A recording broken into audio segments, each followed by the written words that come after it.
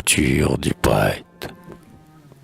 D'après Schiller, un poète pâli par la faim, l'extase, résolut, un matin, d'aller vendre Pégase à la foire voisine. Un éclair dans les yeux, du feu dans les naseaux, le cheval glorieux, dont les sots de tout temps redoutaient l'approche, sur son maître attachant un regard de reproche, piaffait, ruait, poussait de moment en moment vers le ciel radieux un long hennissement qui faisait tressaillir les échos de la ville. Et la foule, devant cette bête fébrile, constamment répétait: quel superbe animal! Il est fâcheux pourtant que son corps sans égal soit ainsi déformé par ces deux grandes ailes qui ne servent à rien et semblent si rebelles. Quel dommage! Il est vrai que c'est sa rareté qui fait son prix, mais quel dompteur, quel exalté oserait chevaucher une pareille bête? Autant voudrait tenter de brider la tempête.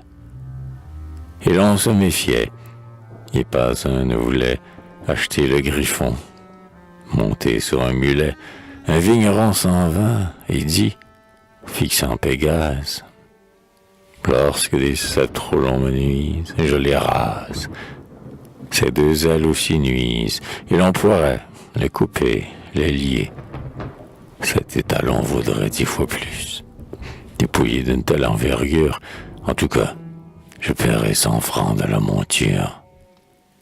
Taupe, fait le poète enchanté du marché, par son maître, nouveau Pégase est harnaché, attelé, mais à peine a-t-il quitté la foire, que le grand, altéré de rayons et de gloire, s'élance, renversant soudain dans un fossé le véhicule avec le conducteur blessé, au milieu d'un épais tourbillon de poussière. Cette leçon devrait me servir, dit Jean-Pierre. On ne peut sans péril atteler les talons. Devant faire bientôt un voyage très long, conduire des amis très nombreux, je vais mettre le poulain, que sans doute aucun n'a pu soumettre, en avant de mes 2 mulets, qui l'aidera. Au reste, j'en suis sûr, l'âge le calmera.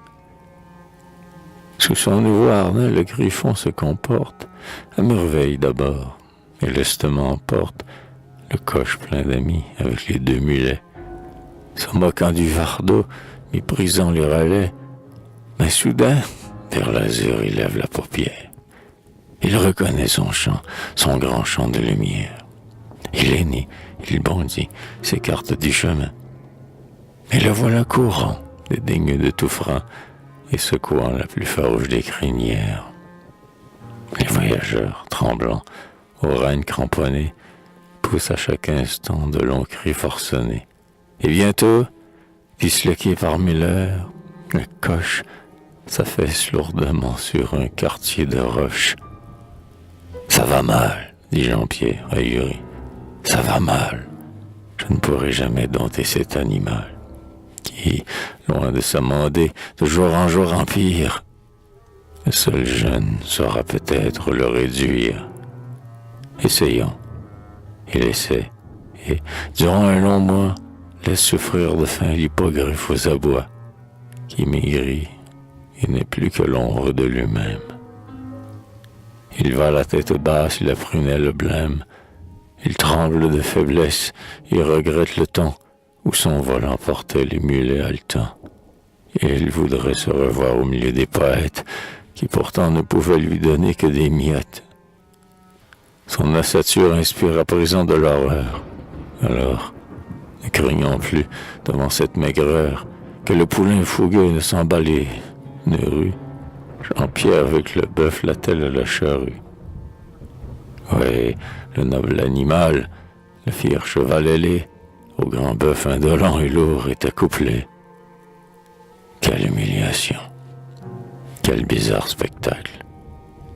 Aussi bien l'hippogriffe, affreusement renacle, se cabre, essaie à fuir, cherche à rouvrir son vol, s'affaisse, de ses pieds égratigne le sol.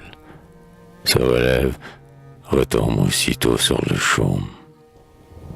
Mais il ne tourne plus les yeux vers son royaume, et, d'écume mouillant le sillon commencé, retenu par le poids du grand bœuf renversé, il se tord et se roule à travers la fumure qui scellait sa puissante et superbe envergure. Tu n'es donc propre à rien, maudite bête, dit, faisant claquer son fouet, le fermier qui bondit. Tu n'es donc propre à rien que je ne puis te faire aider le bœuf docile à labourer la terre. Ton premier maître était un misérable escroc. Il coupe l'œuf dru du chanfrein au garrot. Et pendant que le fouet, claquant, sifflant, assomme la bête, tout à coup paraît un beau jeune homme qui tient entre ses mains une lyre et dont l'œil étincelle du feu d'un indomptable orgueil. Mais perds-tu la raison?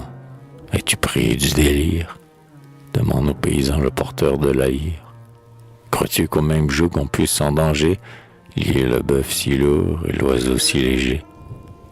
Prête-moi ce cheval, prête-le-moi, te dis-je, et je te ferai voir l'instant un prodige. La bête, dételée, au ciel lève les yeux. Le jeune homme bondit sur son dos tout fangeux. Sur le fier cavalier, la fière corse s'élance.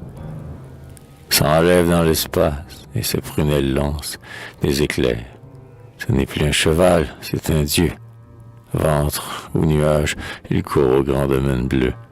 Dans les gouffres du ciel, il plonge, il plonge, il plonge, et se perd dans l'abîme insondable du songe, laissant derrière lui, pour marquer son chemin, un radieux sillon de roses et de carmin.